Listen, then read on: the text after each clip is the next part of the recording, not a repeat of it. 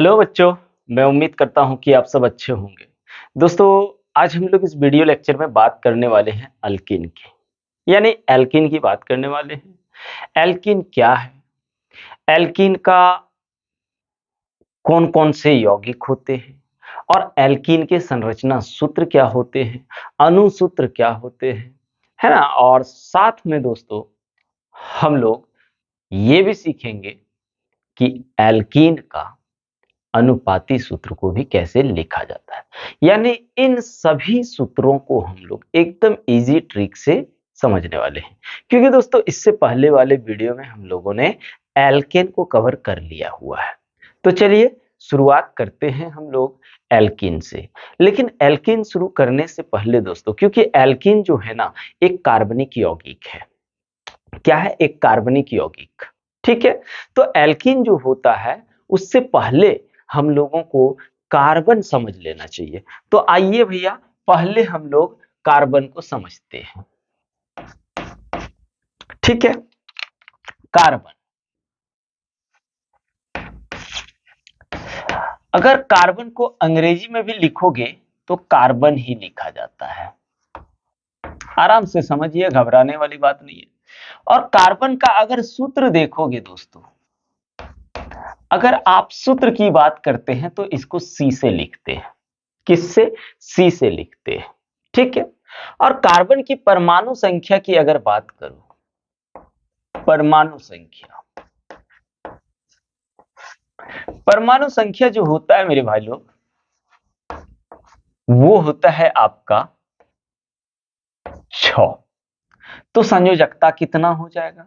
तो संयोजकता की अगर बात करें, संयोजकता, ठीक है, जिसको हम लोग वैलेंसी बोलते हैं, और परमाणु संख्या को एटॉमिक नंबर, वैलेंसी, वैलेंसी की बात करें तो 4 होता है। ठीक है। अब बात यह है कि संयोजी इलेक्ट्रॉन क्या है दोस्तों? संयोजी इलेक्ट्रॉन, जिसकी सहायता से कार्बन जो होता है बॉन्ड का निर्माण करता है, यानी आबंध का निर्माण करता है। तो संयोजी इलेक्ट्रॉन की अगर बात करें कार्बन का, ठीक है, संयोजी इलेक्ट्रॉन कितना होता है? 4 होता है। ये कैसे होता है? तो आइए देख लेते हैं। जैसे कार्बन, कार्बन की परमाणु संख्या 6 है, ठीक है, तो इसका इलेक्ट्रॉनिक विन्यास 2 और 4 होता है। तो ये 4 ही जो है, ये 4 जो है ना दोस्तों, इसी को हम लोग बोलते हैं संयोजी इलेक्ट्रॉन। संयोजी इलेक्ट्रॉन, ठीक है, संयोजी इलेक्ट्रॉन। और एक बात बता दे रहे दोस्तों, इस संयोजी इलेक्ट्रॉन, जब तक ये संयोजी इलेक्ट्रॉन 5 से छोटा है तब तक वो उसकी संयोजकता कहलाएगी। और जैसे ही 5 और 5 से बड़ा हो जाए तो वो उसका केवल संयोजी इलेक्ट्रॉन कहलाता है, वो उसका संयोजकता नहीं कहलाता है। अगर भैया आबंध की बात करो, आबंध, आबंध को हम लोग बंधन भी बोलते हैं, ठीक है, और इसको इंग्लिश में बॉन्ड बोलते हैं। क्या? बॉन्ड। तो कार्बन में कितने बॉन्ड होता है? 4 बॉन्ड होते हैं। कितने दोस्तों? अगर आबंध की संख्या देखूं कार्बन में तो कितना होता है? 4 होता है। ठीक है। कैसे? इसको हम लोग सूचित करके देखते हैं, कार्बन के साथ इसको सूचित करते हैं। तो कैसे इसको सूचित करेंगे? अगर आप सूचित करोगे तो यहां पे कार्बन है, ठीक है, कार्बन है, कार्बन के पास 4 गो डंटा दे दो, ऐसे करके देखो, ये 1 2 3 4, यही जो आपको इस तरह से जो दिख रहा है, इसी को बॉन्ड कहते हैं। और नहीं समझ में आ रहा है तो आओ भाई देख लेते बढ़िया से, बॉन्ड, जिसको आबंध या बंधन बोलते हैं। इसको दोस्तों डैश से सूचित करते हैं। किससे? डैश से। यही है आपका आबंध। ठीक है भाई, क्या है? ये आपका आबंध है। और एक चीज याद रखना दोस्तों, कार्बन जो होता है, कार्बन चतुः संयोजकता, क्या? चतुः संयोजकता जगता वाला तत्व होता है, तत्व होता है। और कार्बन जो होता है भाई, एक चीज ध्यान दीजिए, अगर आप कार्बनिक यौगिक की बात करोगे, कार्बनिक यौगिक यानी कार्बनिक यौगिक हम लोग किसको कहेंगे, जो कार्बन और हाइड्रोजन से बने, यानी जिस जिस भी यौगिक में कार्बन उपस्थित हो उसको हम लोग कार्बनिक यौगिक कहते हैं। कार्बनिक यौगिक एक बार देख लेते, जिस भी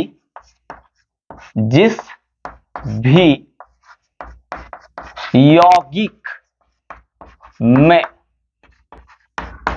कार्बन उपस्थित हो, क्या उपस्थित हो, हाँ, उसे कार्बनिक यौगिक कहते हैं। ठीक है भैया, उसे क्या कहते हैं, कार्बनिक यौगिक कहते हैं। इधर तो उम्मीद है कि आप लोगों को कोई दिक्कत नहीं होगा, ठीक है ना। अब आइए भैया, अब देखते हैं कार्बन क्या कह रहा है, कार्बन चतुसंयोजकता वाला तत्व होता है। ठीक है, अब कार्बनिक यौगिक में इसका एग्जाम्पल अगर देखूं, कार्बनिक यौगिक का एग्जाम्पल देखूं तो CH4, फिर C2H6 या फिर C2H4 या फिर C2H2 एक्सेट्रा कर देते हैं, ठीक है ना। तो दोस्तों कार्बनिक यौगिक जो होता है इस नेचर में, यानी लिखेंगे प्रकृति में, प्रकृति को हम लोग नेचर भी बोलते हैं ना, नेचर। तो प्रकृति में कार्बनिक यौगिक, प्रकृति में कार्बनिक यौगिक, कार्बनिक यौगिक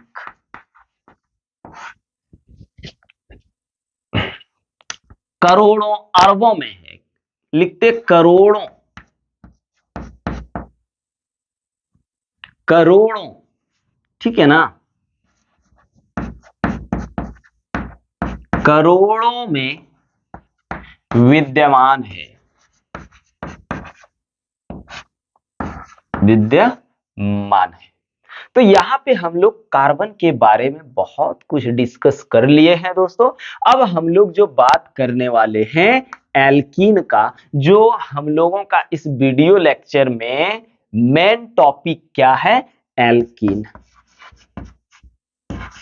एल्कीन, इसको अधिक अच्छा रहेगा अंग्रेजी में ही जानने की कोशिश करो, ठीक है दोस्तों, अच्छा रहेगा आपको नेमिंग करने में भी, ठीक है, नाम लिखने में तो एकदम आसान होगा। तो भाई इसको हम लोग अल्कीन भी बोलते हैं, अल्कीन। तो अल्कीन जो होता है या एल्कीन जो होता है, इसको हम लोग कैसे समझेंगे, तो सबसे पहली बात इसमें समझना है दोस्तों सामान्य सूत्र, मेन चीज है इसका सामान्य सूत्र, ठीक है। सामान्य सूत्र की बात करेंगे तो CnH2n होता है। जहां अगर n की बात करूं, जहां n बराबर क्या होता है आपका, परमाणुओं की संख्या,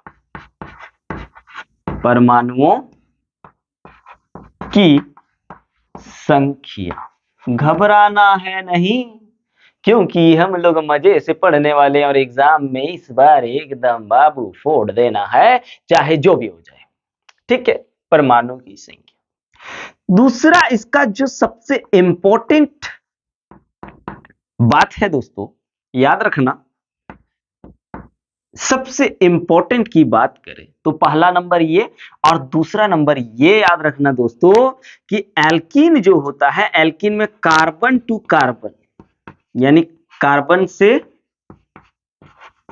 कार्बन कम से कम, कम से कम एक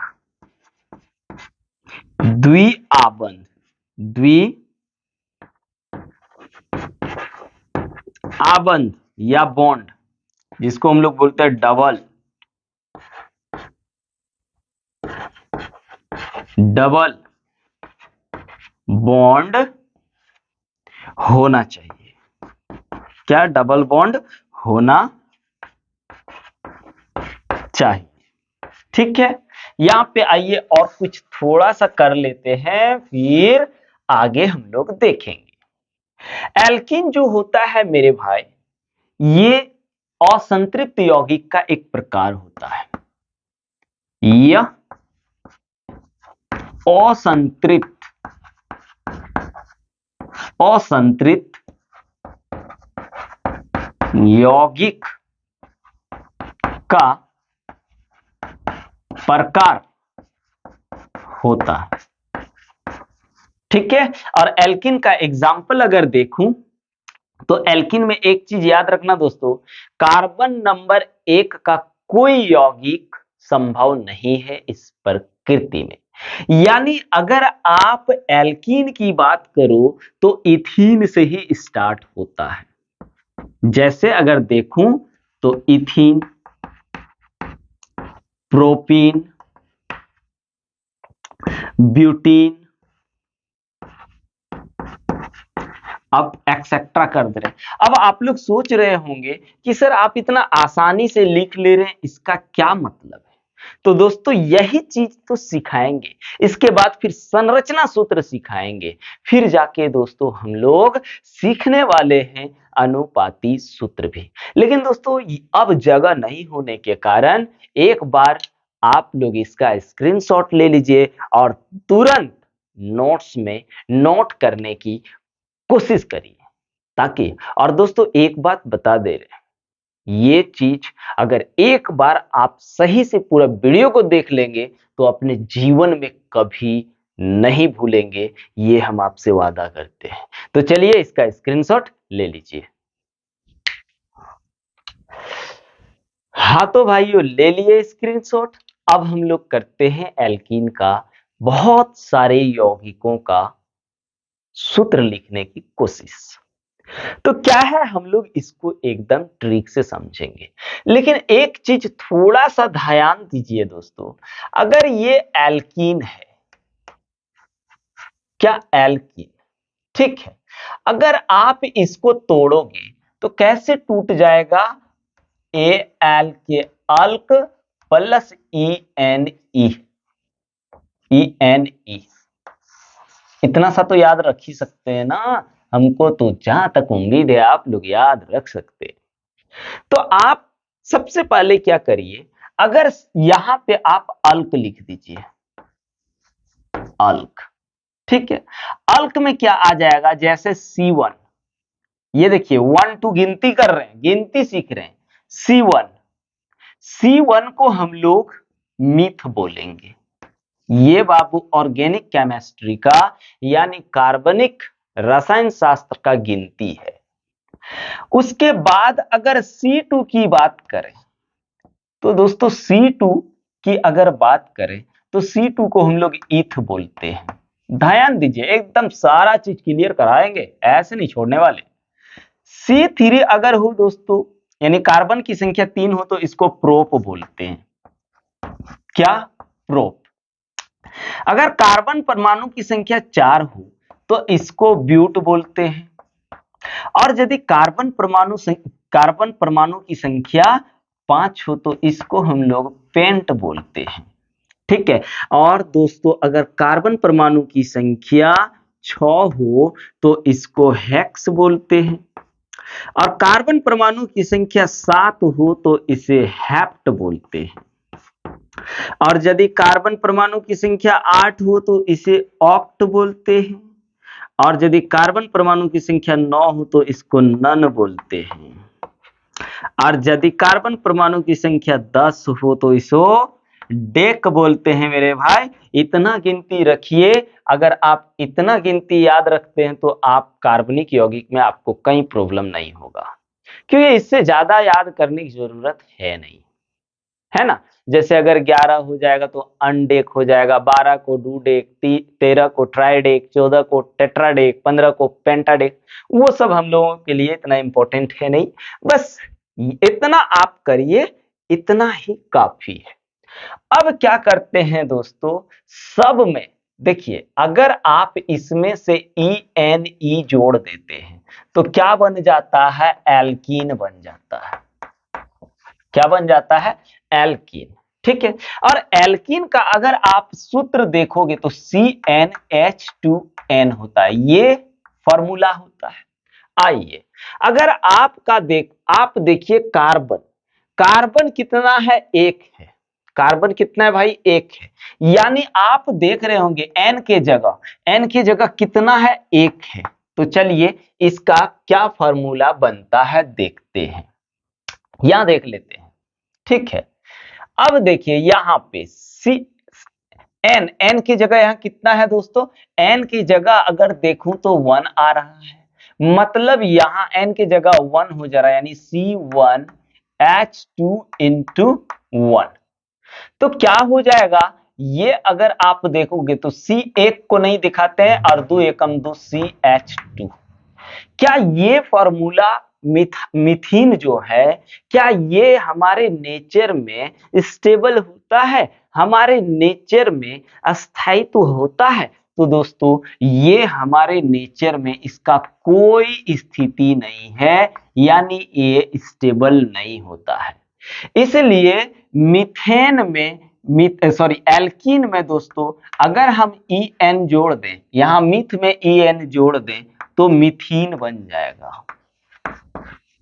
क्या, मिथीन बन जाएगा। और मिथीन का फॉर्मूला अगर देखते हैं तो CH2 होता है, जो हमारे नेचर में मौजूद नहीं है, जो अनस्टेबल होता है। क्या, अस्थायित्व होता है, अस्थायित्व। ठीक है, जिसको हम लोग अनस्टेबल भी बोलते हैं। अब चलिए हम लोग अगर इसमें जोड़ दें ई एन, यानी C2 वाला में ई एन जोड़ दें तो यहां पे इथीन बनेगा। क्या बनेगा, इथीन बनेगा। अब हम लोग देखते हैं इथीन का क्या फॉर्मूला होता है। एन का वैल्यू यहां कितना आ जाएगा, 2। एन का वैल्यू कितना, 2। तो आप इसमें पुट कर दीजिए C2H2 इंटू एन के जगह कितना, 2, यानी 2 गुने से 2 अधिक, बस सॉरी, अगर कार्बन की संख्या 2 है तो हाइड्रोजन का 4 हो जाएगा। अगर कार्बन की संख्या 3 है तो हाइड्रोजन का 6 हो जाएगा। यानी कार्बन की संख्या से हाइड्रोजन की संख्या क्या होगा, 2 गुना होगा। किसमें, एल्कीन में। तो आप बस 2 गुना करते जाइए और लिखते जाइए C2H4। तो ये इथीन का फॉर्मूला अगर देखें तो C2H4। अगर भैया इसमें EnE जोड़ दूं तो बन जाएगा प्रोपीन। क्या बन जाएगा, प्रोपीन। और प्रोपीन का अगर फॉर्मूला देखें तो C3 है। क्या है, C3। तो H कितना हो जाएगा, इसका 2 गुना, यही ना है। अगर ये N है तो H2N है, मतलब इसका 2 गुना, 3 दूनी 6। तो ये बन गया किसका, प्रोपीन का फॉर्मूला बन गया दोस्तों। ये सब सारा क्या है, ये सब आपका एल्कीन है। अगर ब्यूट में, इसको बट नहीं पढ़ना, क्या पढ़ना है, ब्यूट। ब्यूट में ई एन ई जोड़ दूं तो क्या बन जाएगा, ब्यूटेन, ब्यूटीन। ठीक है, हिंदी में भी लिख देते हैं क्या, वो ब्यूटीन। तो ब्यूटीन जो होता है दोस्तों, ब्यूटीन का अगर आप फॉर्मूला देखोगे तो क्या हो जाएगा, ब्यूटीन का C कितना है, 4। तो हाइड्रोजन क्या हो जाएगा, इससे 2 गुना, यानी 8। ठीक है, क्या हो जाएगा, 8। बस इसी फॉर्मूले पे चलते हैं हम लोग। अब पेंट में देखूं ई एन ई अगर जोड़ दूं तो क्या बन जा रहा है, पेंटीन। क्या, पेंटीन। और अगर पेंटीन का फॉर्मूला देखें तो C5H कितना हो जाएगा, 5 दूनी 10, 2 गुना। हेक्स में अगर दोस्तों ई एन ई जोड़ दूं तो क्या बन जाएगा, हेक्सिन। और हेक्सिन का अगर हेक्सिन हिंदी में भी लिख लेते हैं, हेक्सिन। हेक्सिन को हम लोग C6H कितना कर देंगे, 6 दूनी 12। ठीक है, और इथीन, इसको क्या बोलेंगे, इथीन, ठीक है, इसको क्या बोलेंगे? प्रोपीन। चलो हिंदी भी कर लेते हैं, ठीक रहेगा। प्रोपीन, जो आप लोग को समझ में आए वही यूज करिए, ठीक है। अब यहां पे देखते हैं, इसमें अगर ई एन ई जोड़ दूं तो क्या बन जाएगा? हेप्टीन। हेप्टीन, हिंदी कर लेते हैं, हेप्टीन। हेप्टीन, इसको हम लोग C7, तो H कितना? 7 दूनी 14, यानी 2 गुना कर देना है। फॉर्मूला कितना आसानी से बन रहा है सबका, देखते जाइए, एकदम आराम से करिए भाई, टेंशन लेने का जरूरत है नहीं। उसके बाद हम लोग इसका क्या करने वाले हैं, अभी देखते जाओ, सारा कुछ सीखने वाले हैं बस। अब यहां पे देखते, ई एन ई जोड़ दिए तो क्या बन गया? ऑक्ट में ई एन ई जोड़ दिए तो ऑक्टीन। ऑक्टीन, फॉर्मूला नहीं, पहले हिंदी लिख लेते हैं, ऑक्टीन।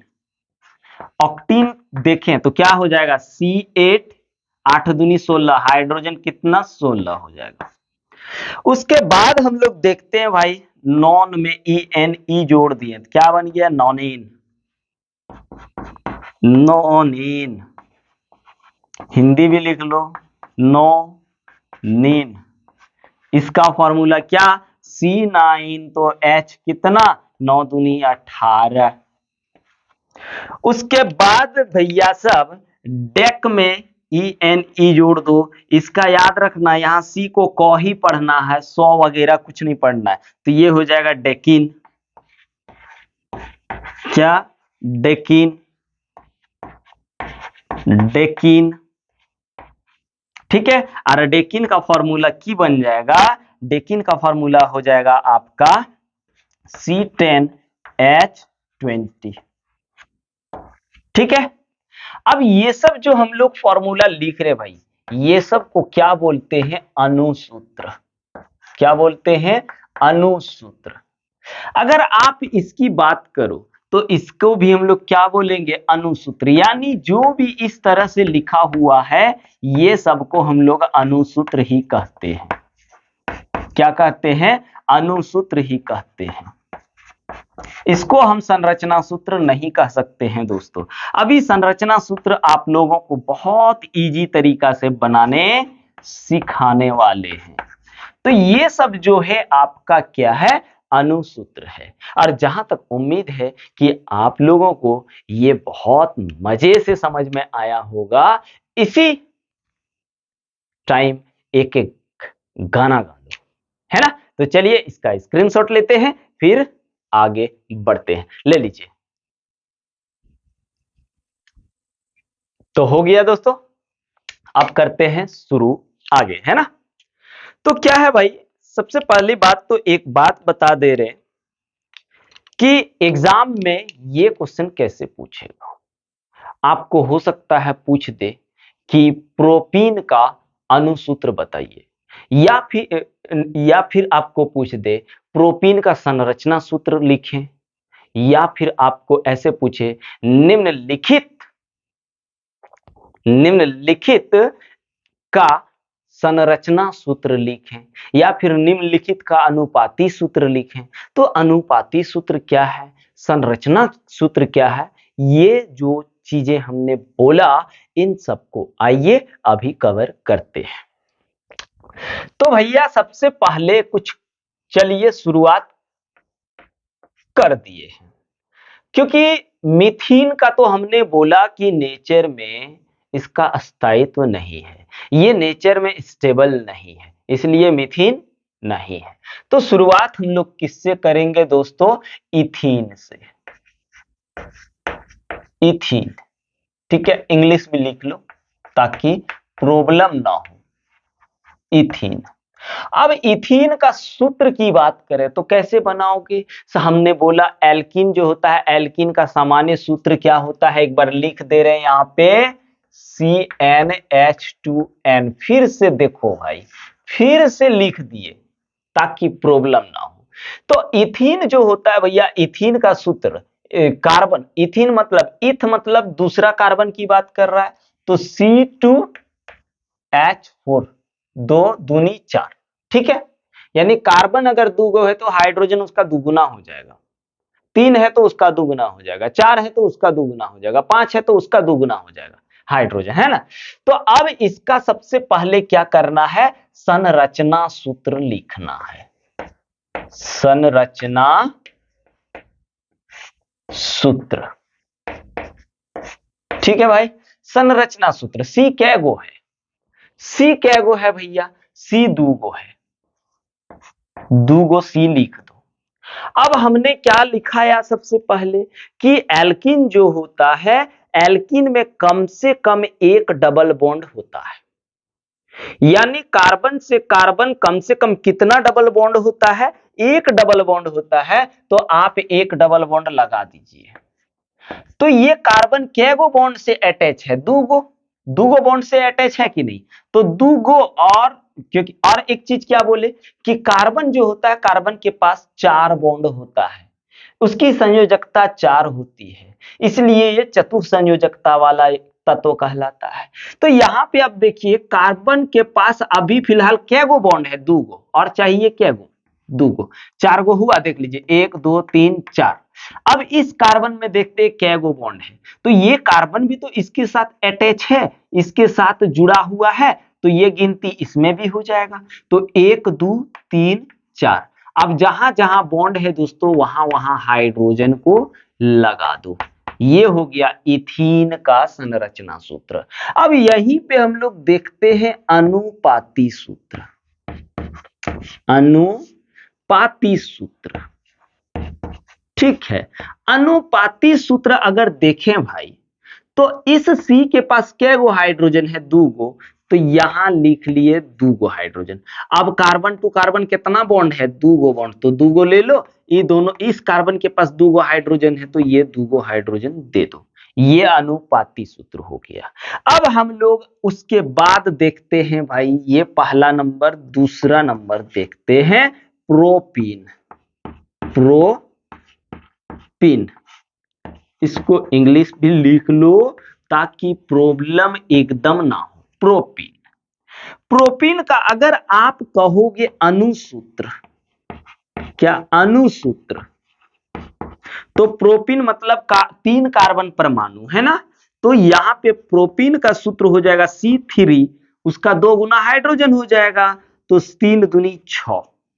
अब भैया हम लोग क्या करने वाले हैं, संरचना सूत्र, संरचना सूत्र देखते हैं। संरचना सूत्र क्या बनता है इसका, सी कैगो है, 3 1 2 3।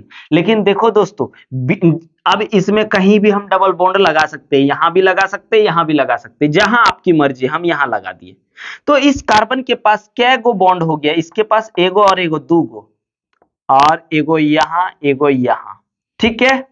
अब इसके पास गिनिए, इस कार्बन के पास कैगो बॉन्ड, 4 होना चाहिए, तो 1 2 3, जहां अटैच है उसको गिनना है, 3 और 1 कितना हो गया, 4। अब इसके पास गिनिए, एगो यहां बॉन्ड है, 2 3 4, ठीक है। अब जहां जहां आपको बॉन्ड दिख रहा है, हाइड्रोजन को लगा दीजिए। जितना हाइड्रोजन है उतना ही होगा, ज्यादा हाइड्रोजन आपका नहीं होगा, ना ही कम होगा। ये हो गया मेरे भाई लोग संरचना सूत्र। अगर आप अनुपाती सूत्र देखोगे, अब आप लोग पूछोगे कि अनुपाती सूत्र क्यों बता रहे हैं सर, तो भाई अनुपाती सूत्र इसलिए बता रहे हैं क्योंकि इसका नामकरण भी तो हम लोगों को सीखना है। नामकरण से भी तो 3 क्वेश्चन आता है, तो फिर वो कैसे होगा, तो नामकरण भी सीखना है, इसलिए हम लोग अनुपाती सूत्र को भी करते चलते हैं। तो इस कार्बन के पास कैगो हाइड्रोजन है, 2, यहां लिख दो CH2। फिर यहां है डबल बॉन्ड, देख लीजिए, इसके पास एगो H है, मतलब CH, फिर सिंगल बॉन्ड है यहां CH3। ये हो गया प्रोपीन का अनुपाती सूत्र, ठीक है। अब चलते हैं हम लोग तीसरा क्वेश्चन में, ब्यूटीन, ब्यूटीन, ये लो ब्यूटीन, ब्यूटीन, ठीक है। अब पहले क्या करना है, अनुसूत्र, अनुसूत्र, क्या हो जाएगा? ब्यूटीन। ब्यूट मतलब कार्बन परमाणु की संख्या 4। ठीक है, गिनती याद रखना है आपको। ठीक है, C4 तो H कितना हो जाएगा इसका? 2 गुना 8। अब हम लोग संरचना सूत्र देखते हैं। क्या देखेंगे दोस्तों? संरचना सूत्र। चलो संरचना सूत्र कर लेते। सी क्या गो है? 4 गो। घबराइए मत, पहले 4 गो सी लिख लीजिए। अब बात यह है कि सर बॉन्ड यहां यहां कहां लगाऊं? तो देखो दोस्तों, बॉन्ड जो डबल बॉन्ड एगो लगाना है फर्स्ट कार्बन में ही लगाना है, चाहे यहां चाहे यहां। अगर आप यहां लगा दोगे तो वो ब्यूटीन नहीं होगा, बल्कि उसका नाम थोड़ा चेंज हो जाएगा। इसलिए बीच में कहीं नहीं लगाना है, फर्स्ट कार्बन में ही सिंगल बॉन्ड, एक बॉन्ड और ऐड कर देना है। इधर करो चाहे इधर करो। तो हम लोग कर देते हैं, चलो एक बार यहां कर दिए। अब देखते हैं इसके पास क्या गो बॉन्ड? 2 गो, 3 गो, 4 गो। इसके पास गिनो 2 गो, 3 गो और 1 गो, 4 गो। इसके पास 1 2 3 4। इसके पास 1 2 3 4, 4 गो बॉन्ड कंप्लीट हो गया। अब हर जगह हाइड्रोजन लगा दो। ये हो गया इसका संरचना सूत्र। अब आप बोलोगे कि हाइड्रोजन कम बेसी तो होगा तो नहीं सर? तो आप गिन के देख लीजिए, 8 हाइड्रोजन है। 1 2 3 4 5 6 7 8। एक भी ज्यादा नहीं होगा दोस्तों, और ना ही कम होगा। अब आप देख लीजिए अनुपाती सूत्र।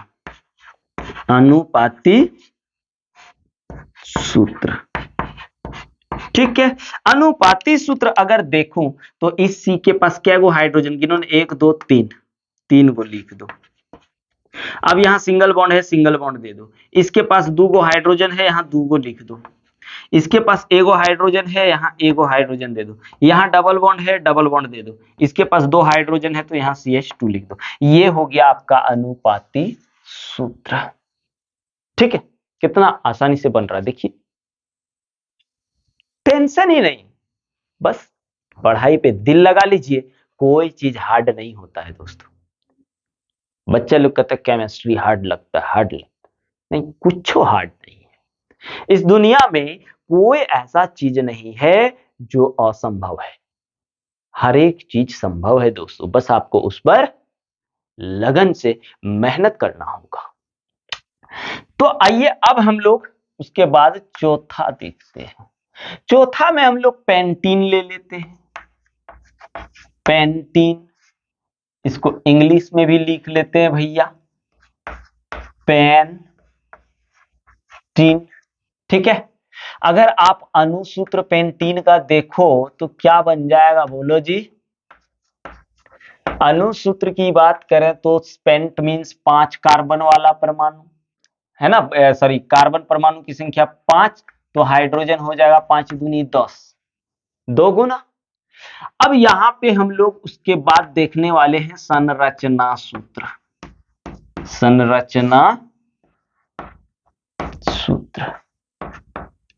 ठीक है, चलिए कार्बन क्या गो है? पहले कार्बन ही लिखना है। 5 गो है, 5 गो लिख दो। 1 2 3 4 5। क्या बोले? फर्स्ट कार्बन में ही बॉन्ड लगाना है, लगा दिए एगो। ठीक है, एल्किन बन गया। अब पहले जब नहीं लगाए थे तब ये एल्केन था। अब जैसे ही इसमें बॉन्ड लगा देंगे ये बन गया आपका एल्कीन। तो अब चलिए 2 गो बॉन्ड, 3 4 5। अब इसका 1 2 3 4, इसका 1 2 3 4, 1 2 3 4, 1 2 3 4 हो गया। अब हर जगह क्या करना है? हाइड्रोजन को लगा देना है। लगा दो। क्या भाई, घबराए वाला बातें नहीं है, ऐसे घबराओगे तो कैसे चलेगा। अब अनुपाती सूत्र कर लो। अनुपाती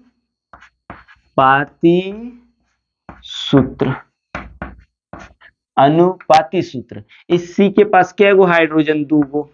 यहाँ डबल बॉन्ड, इसके पास एगो। यहाँ सिंगल बॉन्ड, इसके पास 2 गो, इसके पास भी 2 गो, इसके पास 3 गो। ये हो गया आपका पेंटीन का संरचना सूत्र। ठीक है, अब एक और कर रहे हैं दोस्तों, उसके बाद जितना बचा आप लोग खुद प्रैक्टिस करिए।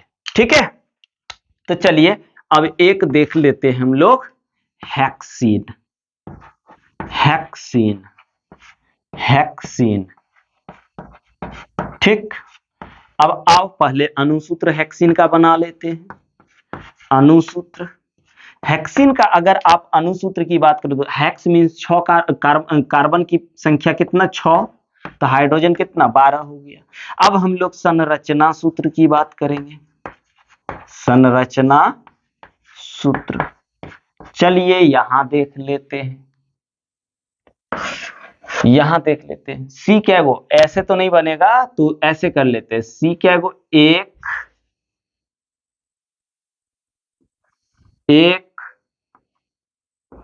2 3 4 5 6 हो गया। एक जगह डबल बॉन्ड कर दो।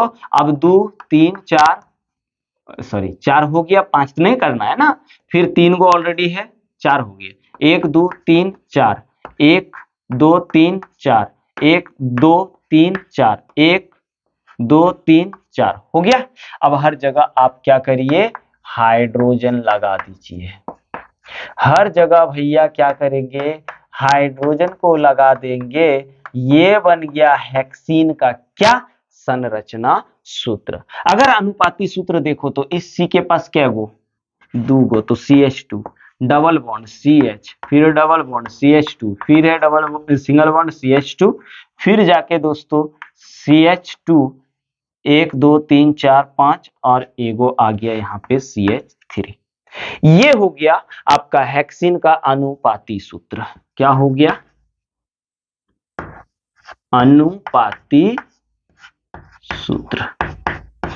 ठीक है, ये अनुपाती सूत्र, और वो था आपका संरचना सूत्र। और जहां तक उम्मीद है कि आप लोगों को बहुत ही अच्छा से समझ में आया होगा, और यदि नहीं आया होगा दोस्तों तो कमेंट करके जरूर बताइएगा और बताने नहीं भूलिएगा, है ना। और समझ में भी आ गया होगा तो दोस्तों मेरे प्यारे प्यारे छोटे मोटे बच्चों और बच्चियों, कमेंट जरूर कीजिएगा कि सर समझ में आ गया, अब कभी इसको नहीं भूलेंगे। तो चलिए फ्रेंड, चलिए दोस्तों, चलिए भाइयों, चलिए दीदियों, इसका स्क्रीनशॉट ले लीजिए।